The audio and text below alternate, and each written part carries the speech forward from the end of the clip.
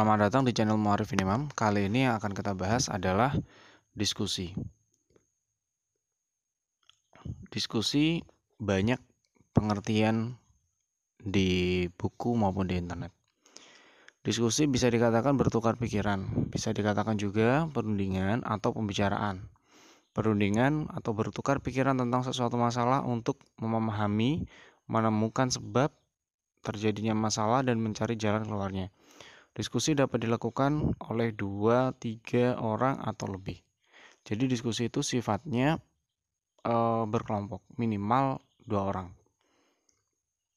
Nah, pada hakikatnya diskusi merupakan suatu cara untuk mengatasi masalah dengan proses berpikir kelompok. Jadi tujuan dari diskusi itu untuk memecahkan suatu masalah. Diskusi merupakan kegiatan kerjasama yang mempunyai cara-cara dasar yang harus dipatuhi oleh seluruh kelompok. Jadi, kalau diskusinya itu formal, itu pasti ada tata aturannya, pasti ada cara mainnya, bagaimana diskusi itu bisa berjalan dengan lancar. Nah, berikutnya adalah diskusi ilmiah.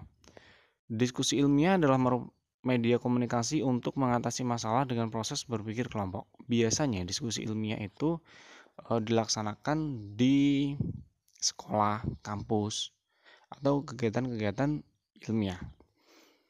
Diskusi merupakan kegiatan kerja sama yang mempunyai cara-cara dasar yang harus dipatuhi oleh seluruh kelompok. Perbedaan sering terjadi bukan hanya karena materinya yang harus menyangkut keilmuan, tetapi juga karena asas moral dan perilaku orang yang berdiskusi. Jadi dalam diskusi itu perbedaan pendapat itu sudah wajar. Oleh karena itu dibutuhkan proses yang namanya diskusi untuk memecahkan sebuah masalah. Nah, ini adalah pengertian diskusi. Jadi sistem diskusi itu ada di sini.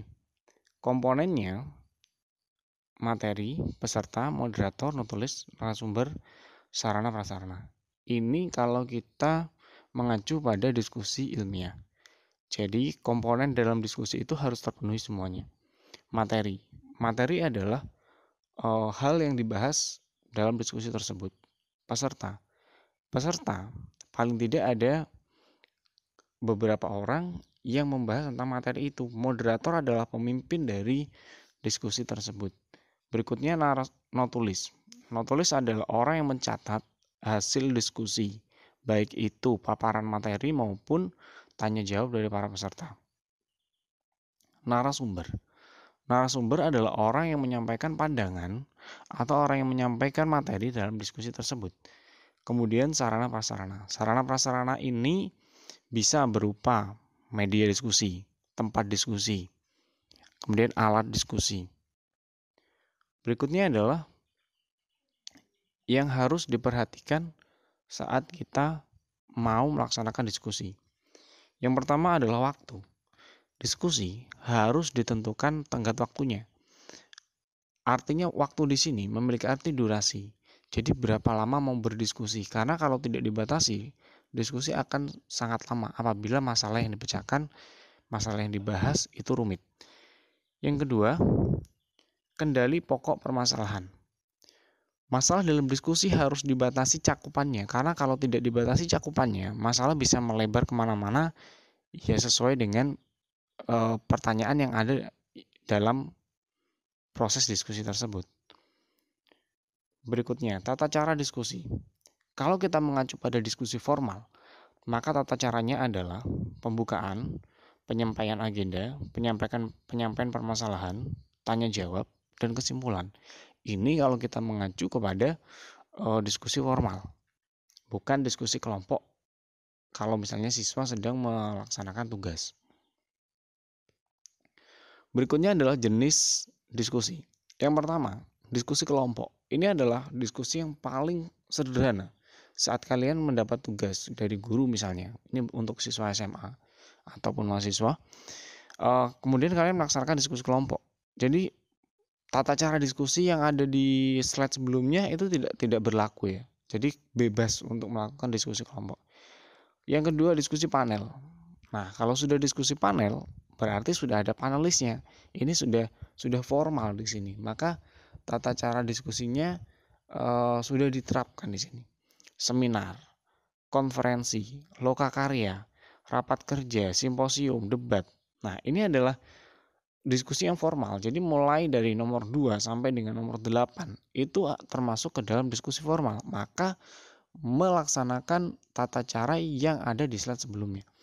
Yang terakhir curah pendapat. Curah pendapat ya bisa kita sebut dengan curhat. Itu juga proses diskusi. Ini mengabaikan tata cara diskusi yang ada di slide sebelumnya tadi. Nah, kembali ke tujuan diskusi. Yang jelas, tujuan diskusi itu untuk memecahkan masalah. Proses pemecahan masalahnya itu ada 5 hal. Jadi, kita mau memecahkan masalah, tidak langsung pecah masalahnya, tapi harus melalui tahap-tahap dulu. Tahap yang pertama adalah identifikasi masalah. Kita harus tahu dulu masalah yang mau kita pecahkan itu apa. Yang kedua, analisis masalah. Seberapa dalam masalah yang mau dipecahkan. Yang C, mengkaji cara pemecahan masalahnya. Masalah itu dapat kita pecahkan dengan cara apa saja. Yang D, pemilihan cara pemecahan. Dan yang E, pelaksanaan atas pemecahan masalah. Jadi itu adalah prosedur pemecahan masalah. Oke, baik, terima kasih, sampai jumpa dan sempatkan baca buku dan jangan lupa berdoa. Terima kasih yang sudah memperhatikan video ini dengan baik. Jangan lupa like, komen, dan subscribe.